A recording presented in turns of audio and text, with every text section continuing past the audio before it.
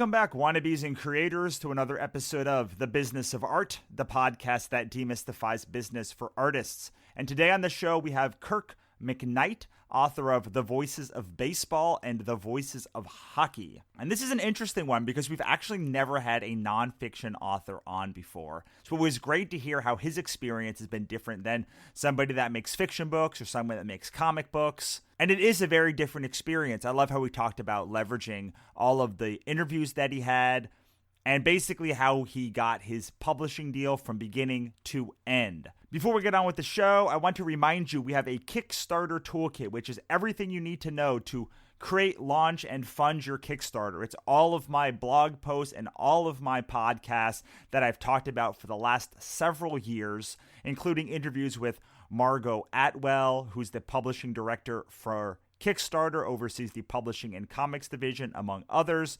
Also, Madeline Holly Rosing, who is a Kickstarter consultant, and Tyler James, who runs the Comics Launch podcast. You can get that all at thebusinessofart.us/Kickstarter toolkit to help supercharge your Kickstarter today. All right, now that that's been said, let's get on with the show.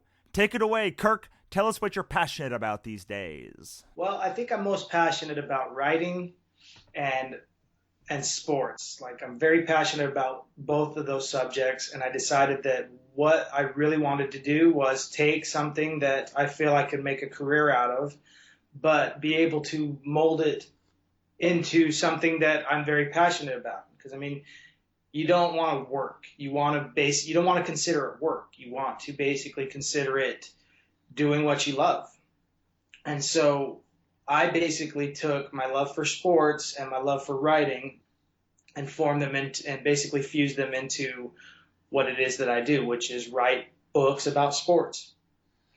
Yeah, and very interesting books that I have not seen before. I'm not big on sports anymore. I used to be, but both of your books are about the broadcasters that dissect baseball and hockey. What made you want to focus on the broadcasters instead of on the stars themselves, or the players themselves? Well, I think what it was that the initial concept was I want to write about something. I want to write about something that I love, and so I thought about baseball. And when I was thinking about baseball, I thought, what can I write about baseball? Well, then I thought, well, I always like to go to different stadiums, and I've been to different stadiums across the country. And so I thought to myself, well, why can't I write something about stadiums and the ballparks? And I thought about it, and I thought, well, people already write about the ballparks. They do their little Fromer's guide to the ballparks and stadiums, and they talk about the food, and they talk about which concession stand and, all those kinds of different things. And then I thought about it, and I thought there's much more to it than that, because all these ballparks and stadiums now have become their own identity. No single stadium or ballpark across all of, Major League Baseball is the same. And so from there, I thought, okay, that's what I can talk about. But I'm no expert. I could write, but I'm no expert on these things. Who's better expert? And then I thought about all the broadcasters that I've grown up listening to and watching on TV. And I thought to myself, what if these guys provided the tour through baseball? And so that's where I came up with the idea to give everybody this tour through baseball that they love to do.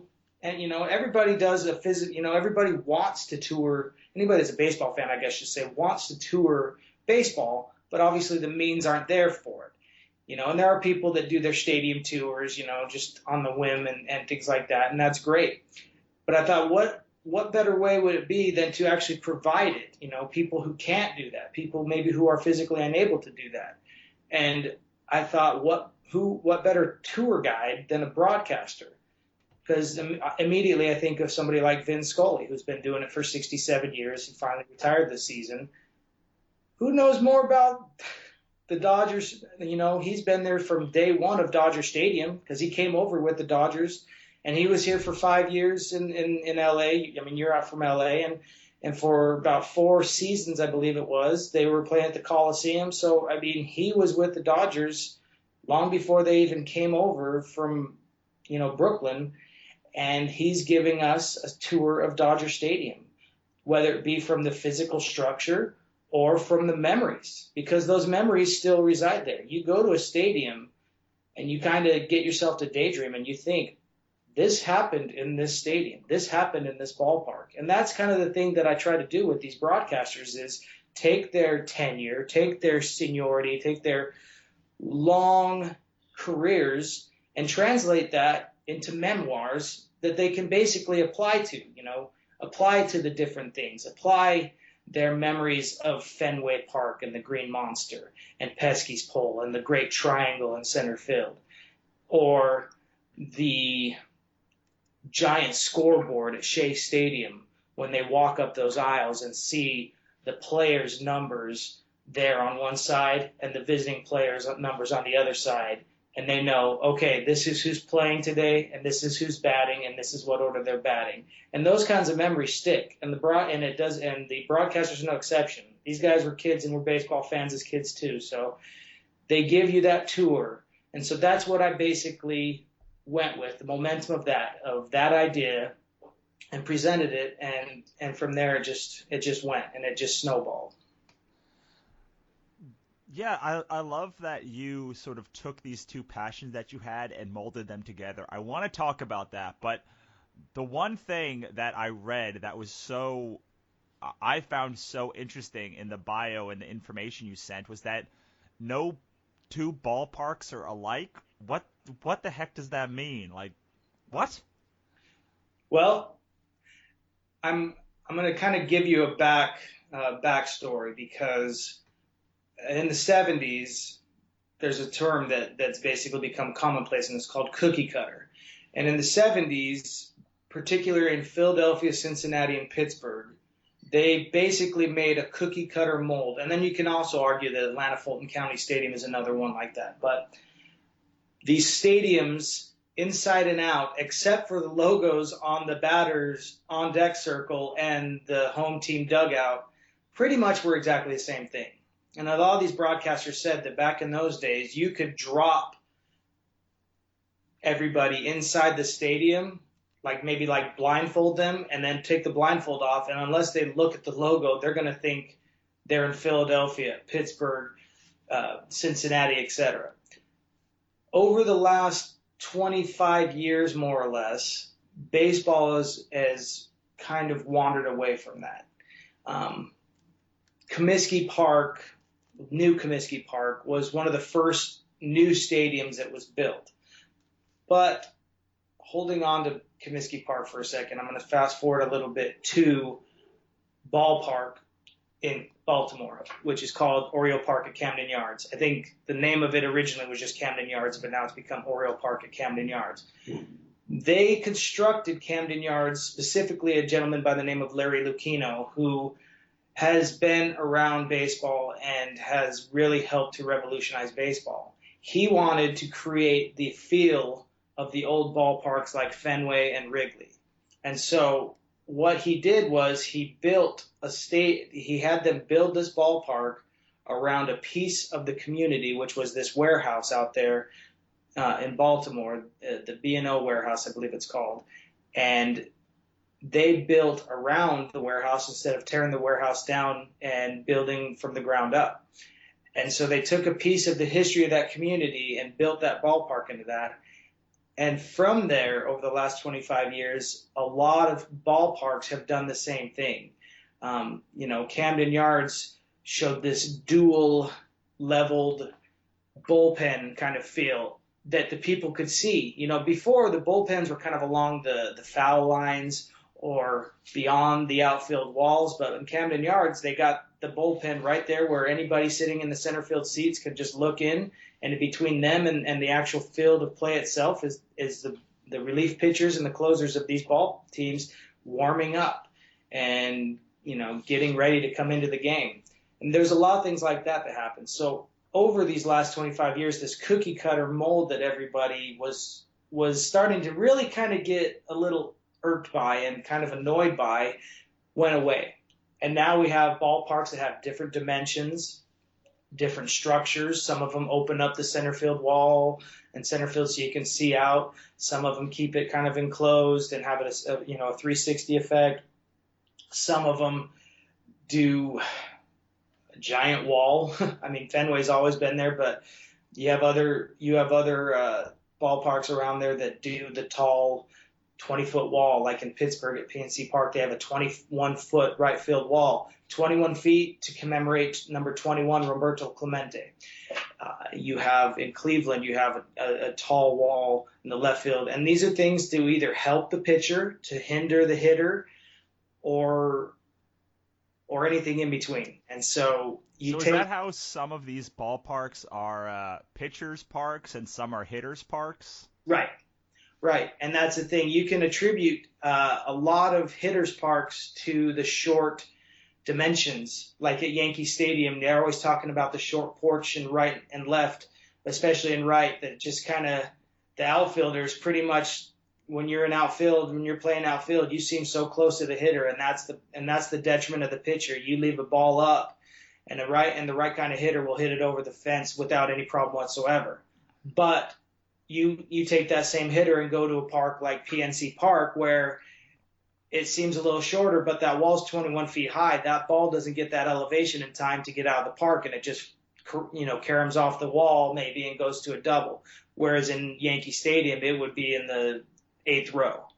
So you have a lot of things like that. The dimensions will alter, and yes, it becomes a hitter's park versus a pitcher's park. And that isn't necessarily defined by the dimensions alone, because the weather will come into effect too. You're from California. Dodger Stadium and Angel Stadium are two very pitcher-friendly parks because of the cool air at night in the summer.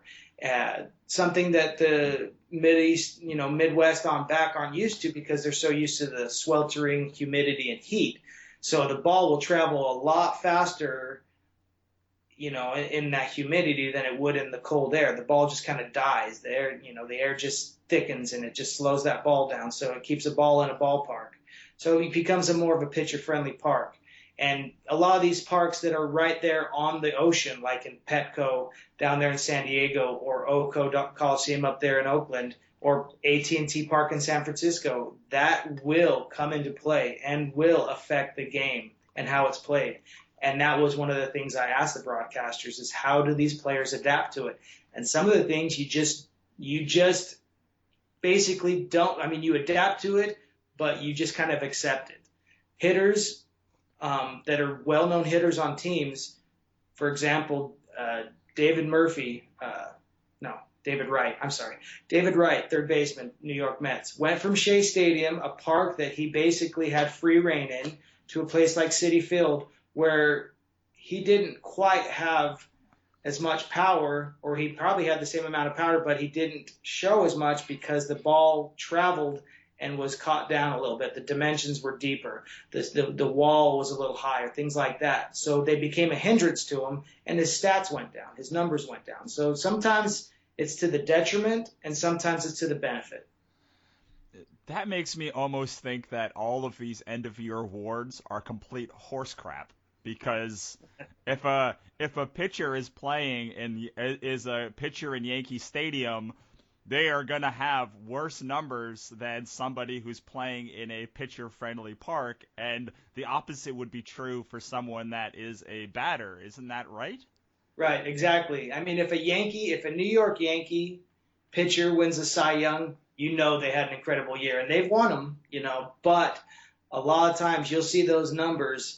You'll see better numbers up. For example, in Oakland Alameda Coliseum in Oakland, where the A's play, that is one of the pitcher-friendliest parks for the reason of their foul territory, because players will foul off pitches a lot. And if that ball has a better chance of staying in play and not going in the stands, then that batter has less of a chance of extending his at-bat.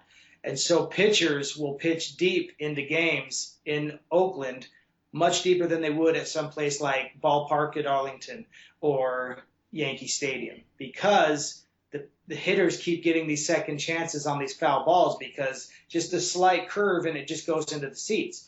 But if it stays up long enough, in Oakland and even Safeco Field in Seattle, that ball will come down and the right fielder will, the right kind of infielder, middle infielder, like the first baseman or third baseman, will be camped out under there and they'll catch it. And end of story. Pitcher gets out of the inning, hitter gets frustrated, basically realizing I can't pull my swing. I have to, I have to get it in. I have to basically get it in between those lines or I'm done. I'll have to take my chances of getting a pop fly in the lines or something like that, because if I just nick it, more likely than not, I'm out. That's fascinating information and something I'd never thought about before. I'm not a huge baseball fan, but that definitely makes me appreciate a little bit more. And while I could continue to talk about the baseball part of this for a while, I don't think that's where what my audience is here for. They're here to talk about the business and the art part of this. So can you talk a little bit about how long the book took to write and how you got all of these interviews together? Okay. Yeah.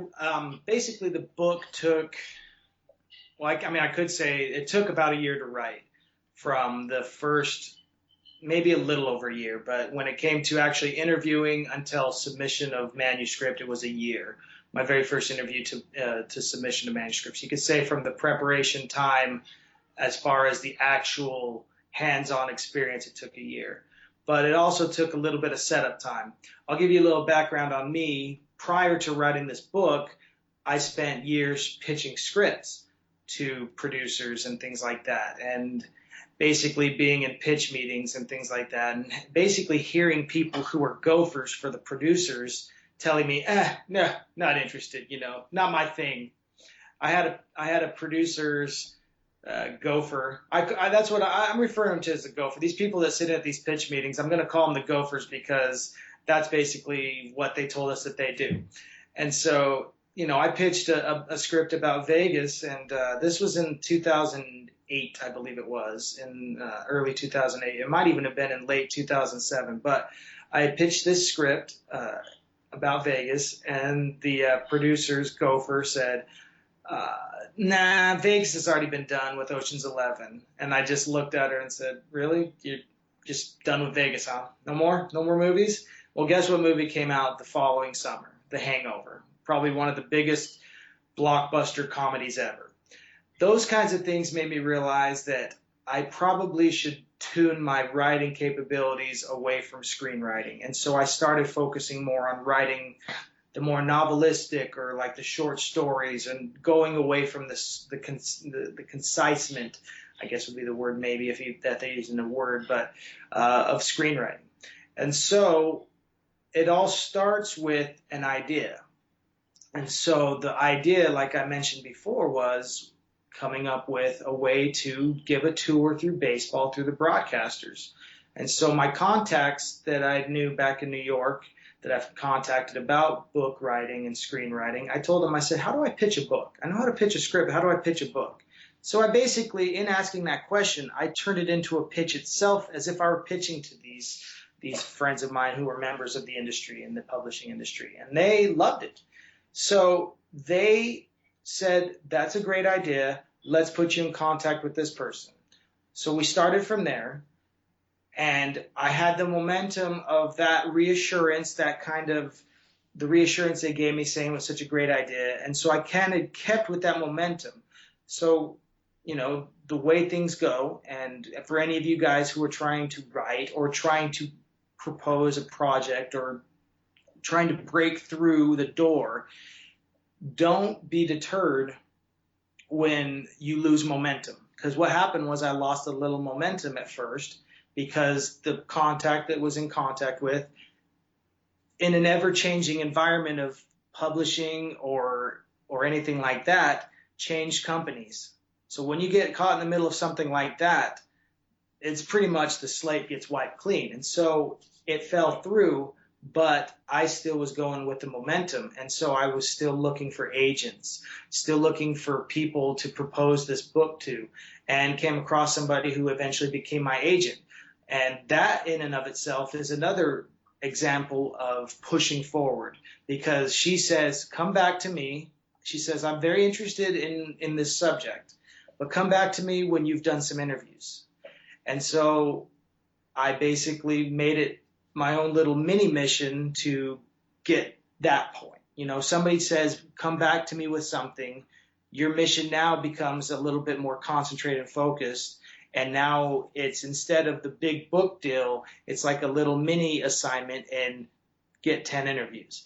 And so I used connections and used networking to find somebody who actually lived in Vegas, who was an acquaintance of a friend or a friend of a friend. And we did our first interview. So there goes the first interview. My foot's in the door and I'm off and running. So at the end of the first interview, he even asked me, he says, are you going to do this with all 30 teams? And I looked at him and I said, yeah, even though I know that's a tall glass, I said, yeah. And he gave me the best advice that I'd gotten it to that point. And he says, you should go to Phoenix during spring training. Half the league is there. The broadcasters are there. Just go down there and set up interviews there. Because if you're looking at an endeavor like this, 30 Major League Baseball teams spread throughout the country, it's not as simple as just meeting the guy who lives in Vegas at a public library.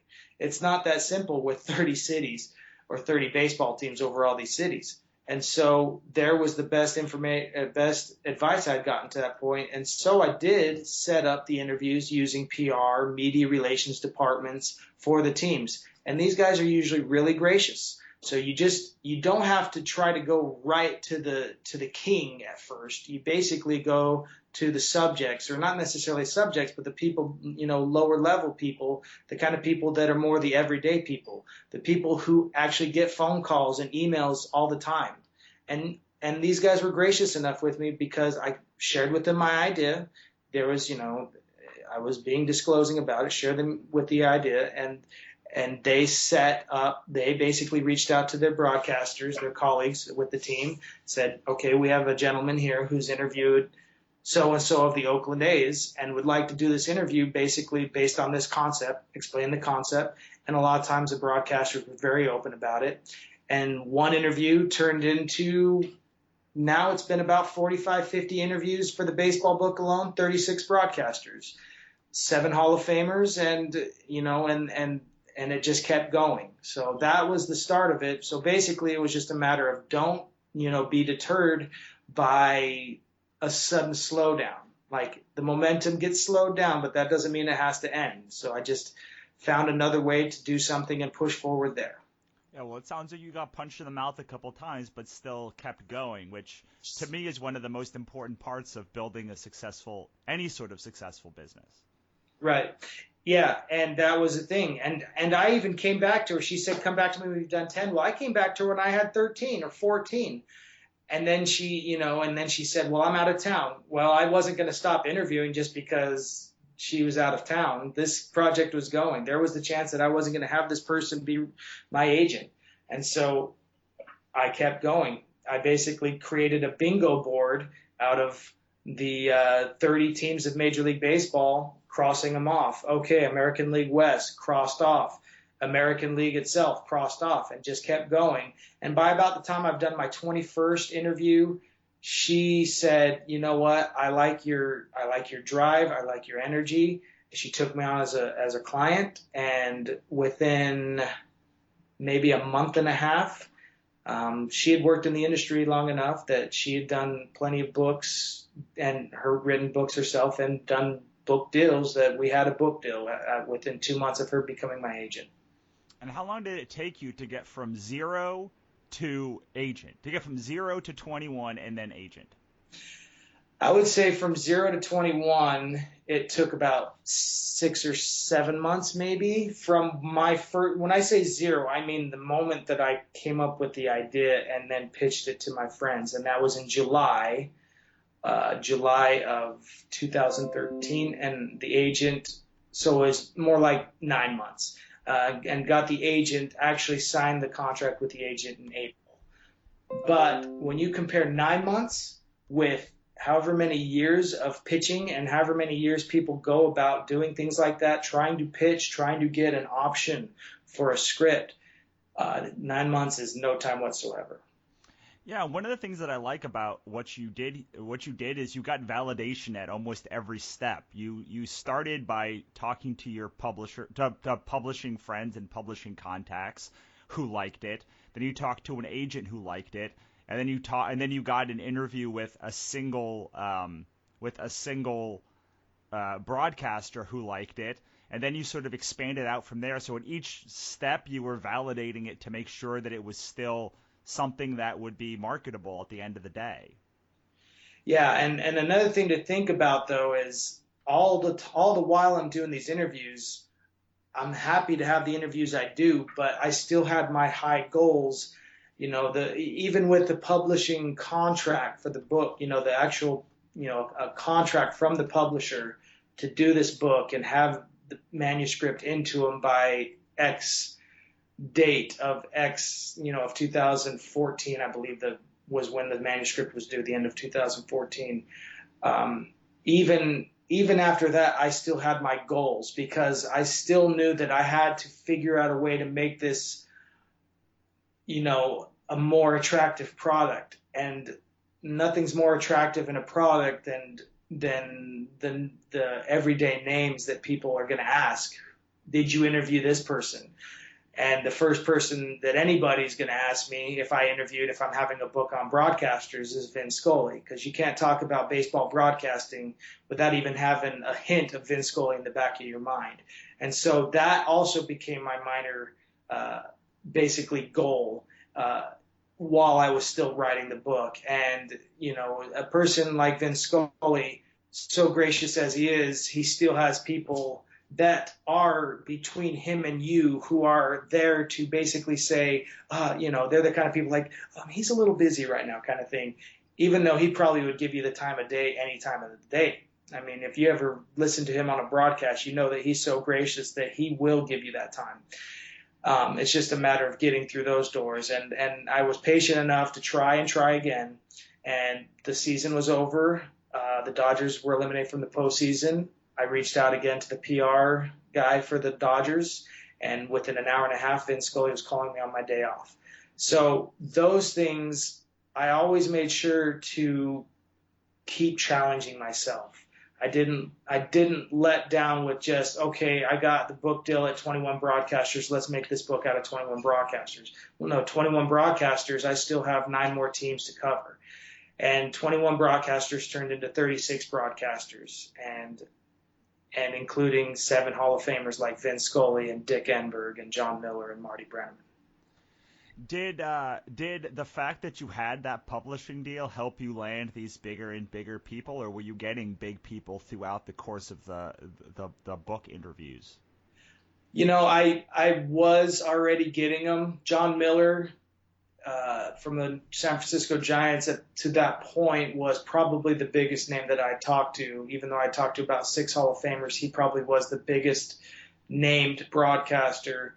And I don't really I think it's a matter of you saying those words when it comes to the people that you are going through to get these interviews.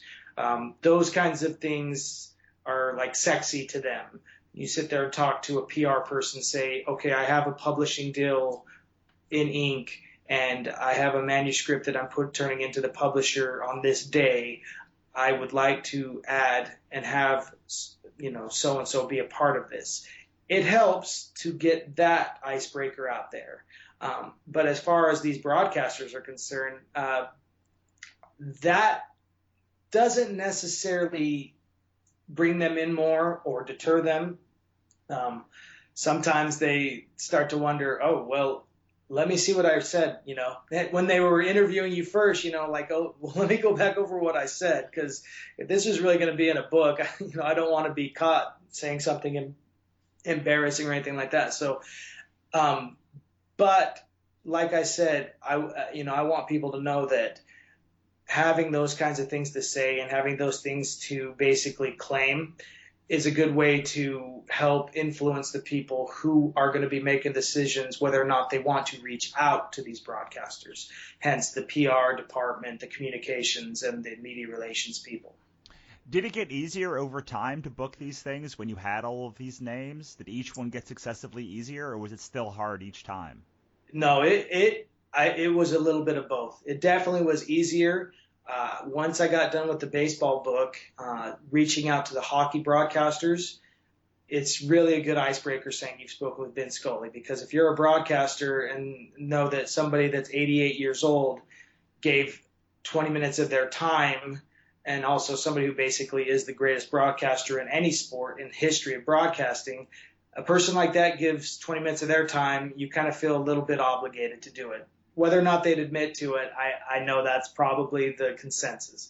So it did get a little easier once you add those names to the resume.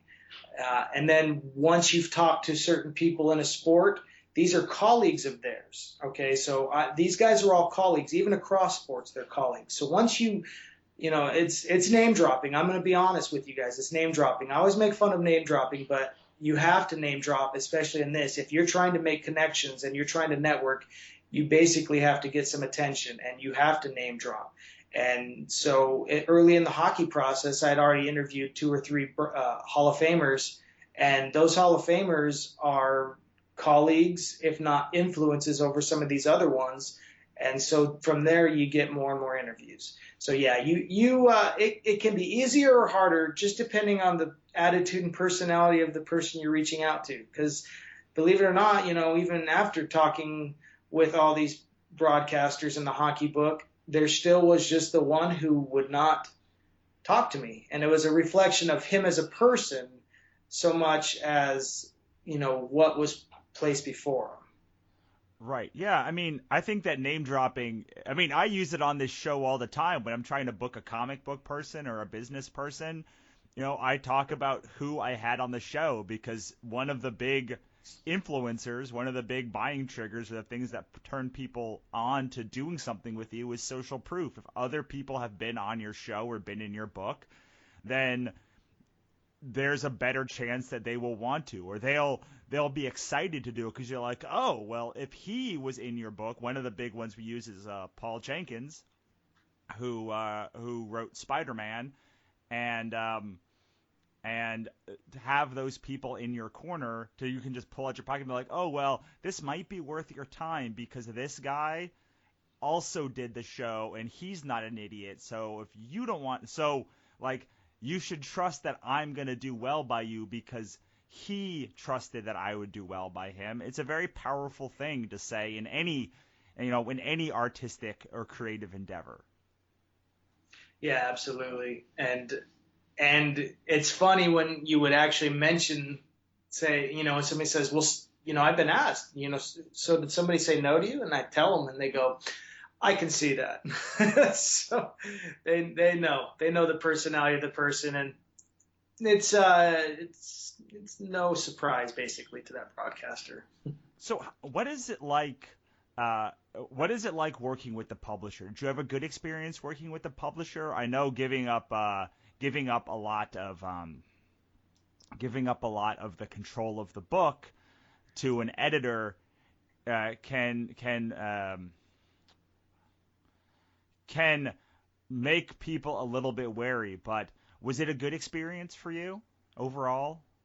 It is, and it continues to be, because I continue to work with the publisher. You see, I knew long ago that it wasn't just a matter of just getting a publishing deal, or maybe I was under the impression that it was just a matter of finally, because that was the thing. When I had the screenwriter mentality, the screenwriting mentality is, once you get that option, you get paid. There you go. You get paid if the movie gets produced and made into a movie, you get paid again. But, sometimes you're just trying to get across that finish line of getting paid from the option. But it doesn't work that way so much in publishing, because you basically work to not only get published, but to get copies sold. And so the story goes that you get the publishing deal, you get your advance, whatever it is, and I'm starting to realize, when you get your advance, you're like, well, this is just money that I'm basically borrowing because the producer is going to get it back from me through whatever royalties I do. So, your journey is definitely not over just from getting the publishing deal. And my journey certainly wasn't over. And the book has sold well in hardcover, but there's also the reality of this book being in hardcover and being at a price of $38 because it's published by a publisher who usually deals with textbooks and things like that. So from then I realized that my next goal was to get it in a format that's more affordable. And so once all the hockey, once the baseball book was out and sold and I'd done some book signings and done the things that I had done, I started to realize that I need this to be a more accessible product. And so I went back to the publisher, or went back to my agent. I said, I want this to be in paperback. And she said, well, let's make a plea to the publisher. And we did. And the publisher, my editor, who I worked with all along the way, very good relationship we had, always answered my emails, always addressing them, very cordial. And basically she says, well, let me go to my marketing staff when we have our marketing meeting and I will discuss this. And they approved the paperback. Part of approving the paperback was the things that I told them that I could use to sell more books, and that was to bring in more broadcasters. And so we went from the 33 broadcasters in the original hardcover format to 36 broadcasters. And that includes another Hall of Famer, Dick Enberg, and also includes more material, more updated material, updating the material from the book as it was as things go along, because players get traded, things happen, divisions are won, World Series are gone to, and World Series are won. So one thing I can say of the paperback, that as a product, it's half the price of the hardcover. It's coming out in a couple of months. Not only is it half the price of the hardcover, but it has 11 more pages of material. And part of that material is the most recent development of Major League Baseball, and that's the Chicago Cubs winning their first World Series in 108 years. And I have a firsthand account of the broadcaster, Pat Hughes, who is the only Cubs broadcaster to call a World Series championship, because the last time the Cubs did it, it was before radio broadcasting. So you basically bring with this product even more, new and improved.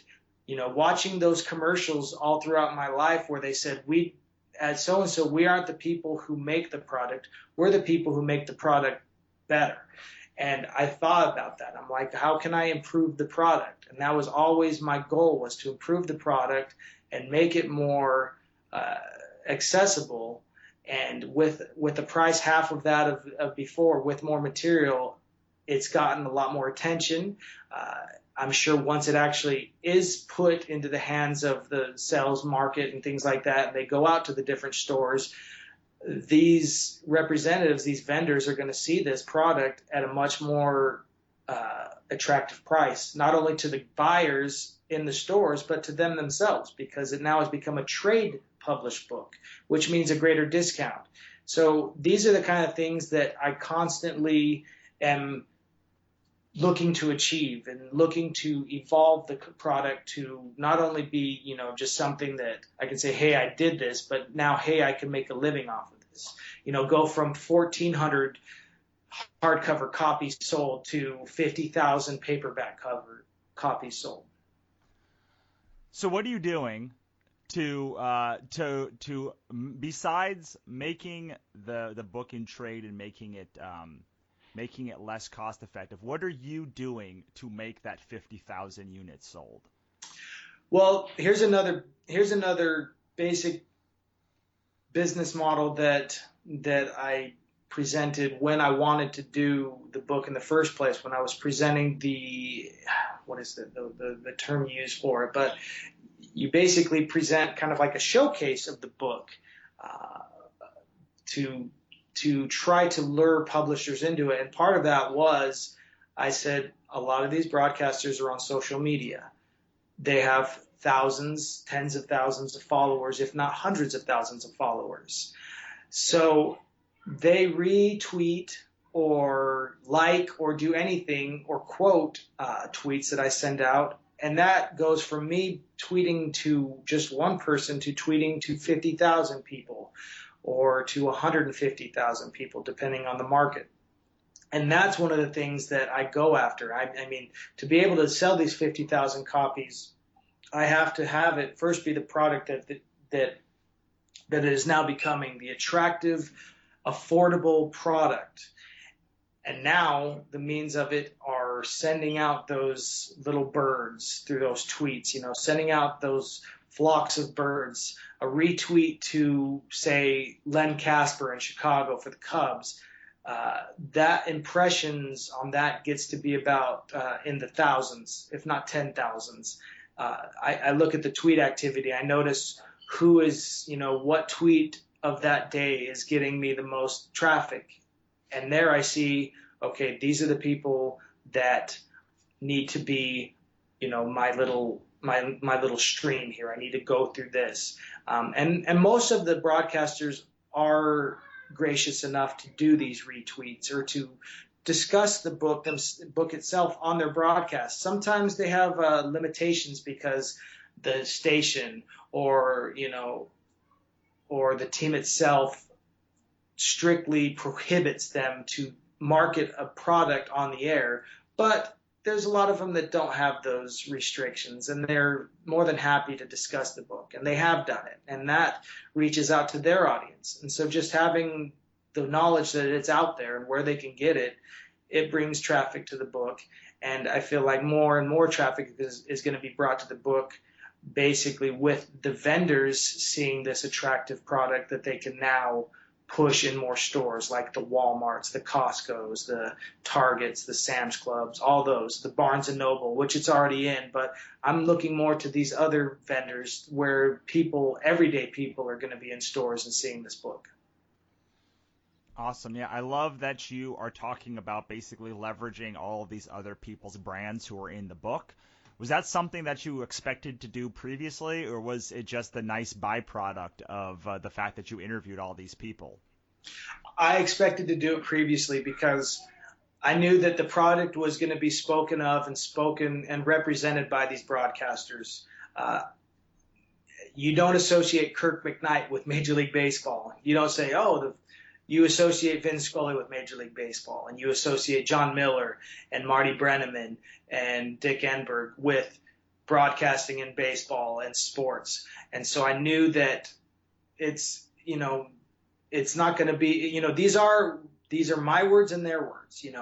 I take their experiences, I add my little touch to the things and just kind of put it in bring in the context of it, but really it's their experiences. And I knew that was what was going to be the selling point of it. For my hockey book, The Voices of Hockey, the cover of the book is a very famous image from a fight that took place in 1997 between the Colorado Avalanche and the Detroit Red Wings. I knew that the cover itself would go well in the Detroit market because they remember that moment, and it's one of their most favorite and most glorious moments of Detroit Red Wings history. And that alone would prompt people to buy the book. So you kind of rely on the more popular and more famous and notoriety and the notoriety of these things to basically help to push forward and give you that momentum. Awesome. Well, we have to work towards wrapping up, but I do want to talk about your new book, The Voices of Hockey, which just came out a couple of months ago. Could you talk about how that came about? Did the publisher come to you, or did you go to them? I came to the publisher, but the book came about because one of the last broadcasters I interviewed for the Voices of Baseball, his name's Howie Rose, who's the broadcaster for the New York Mets, and he is also the broadcaster for the New York Islanders. So I knew that I wanted to keep going with broadcasting, and I wanted to know, I was considering other sports, but I thought to myself, I already have this foot in the door. I already have a probable interview that I could set up, so let's go with hockey next.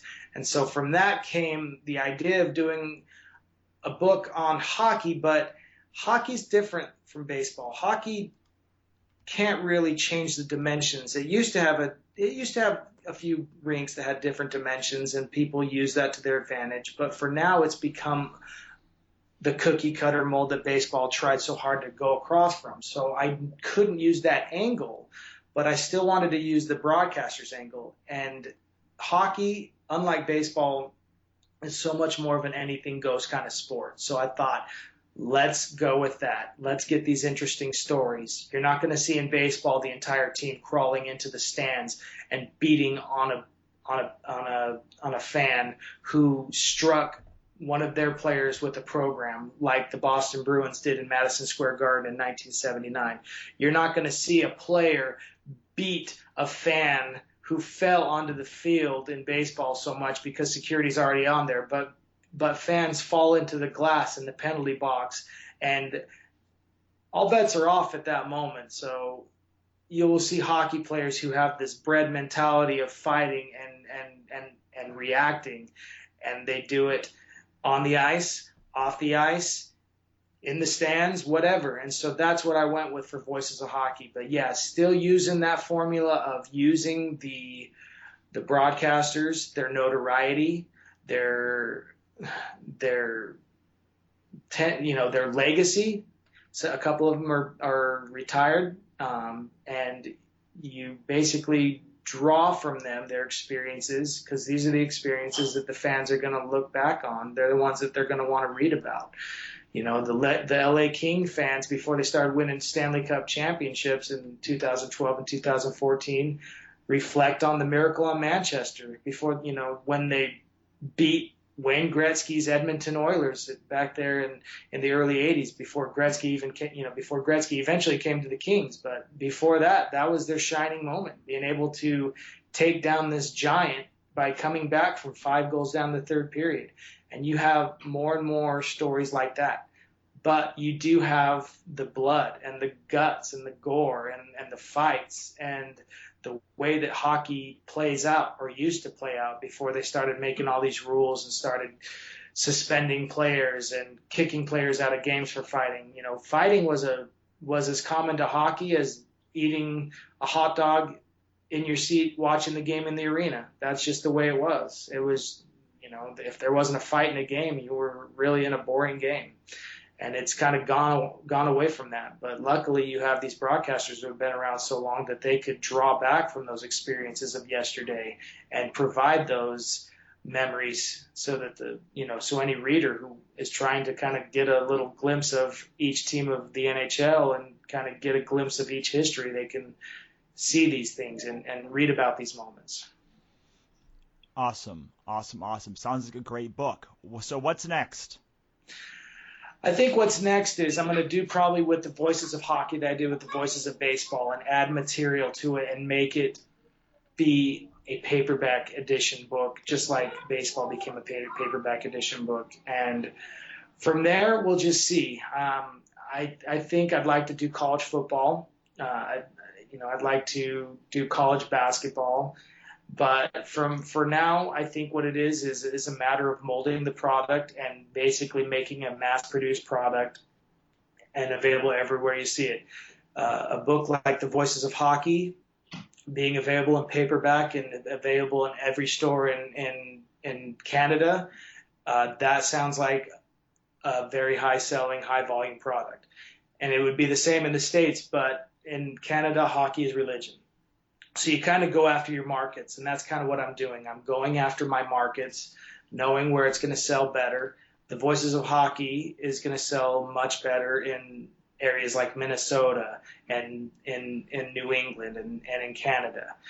Voices of Baseball, it's going to sell well in all the baseball cities and in areas like Cincinnati, areas like Atlanta. Some of these cities that don't have hockey, but they have baseball, and they have a real fanaticism about baseball. You go to San Francisco, Oakland, they're baseball fans. You go down to San Diego, they're baseball fans. And you go to Dodger Stadium, they're baseball fans. So you just kind of go where the larger volume is going to be there and where the people are really going to go for that product. And you want to make it affordable. You want to make it so that they will not even hesitate to click buy an order through Amazon, or to be in the store and pick it up and look on the back cover price and say, oh yeah, I'm definitely buying this. And that's where I'm trying to get for the Voices of Hockey, much like I did with the Voices of Baseball. Awesome, man. All right, so we need to wrap up. Could you give us a parting piece of advice you haven't given already, and where we can find you online? My advice basically is just to never feel like you're finished with your work. Always feel like you have something else you need to do to look forward to, because once you stop, you will start to get a little rusty. Once you stop driving and stop having something to push for and look forward to, you'll find yourself, regressing or digressing, whichever the word is. And I just would tell all of you to always feel like there's always something more to do, whether to improve it, whether to promote it, whatever it is. Just always feel like there's just that next goal that you have to look forward to trying to accomplish. And as far as finding my book, you can find it online on Amazon, on Barnes & Noble, on indiebooks.com, on oneinaMillionbooks.com, pretty much online anywhere through the publisher, Rowman & Littlefield also. You can find it in Barnes & Noble stores for the most part. In March, the baseball book will be in paperback and available in paperback, and I'm sure it will be at a lot of stores like Barnes & Noble. And that's pretty much where you can find me. You can look me up on Twitter at the Voices of MLB, and feel free to follow me and get any kind of new updated information on how the book's coming and any new developments in either book. Awesome, man. Thanks so much for coming on. Thank you. So that was my interview with Kirk McKnight, author of The Voices of Baseball and The Voices of Hockey. And I thought it was really interesting how he talked about building a nonfiction audience, leveraging all of the people that he talked to and all of their audiences, and how he got a publishing deal from basically idea to getting the deal signed. And if you like that, go find Kirk online, go buy his book, go pre-order the trade of Voices of Baseball, and tell him how much you enjoyed the show. And if you really like this show, please head on over to thebusinessofart.us/iTunes to rate, review, and subscribe today.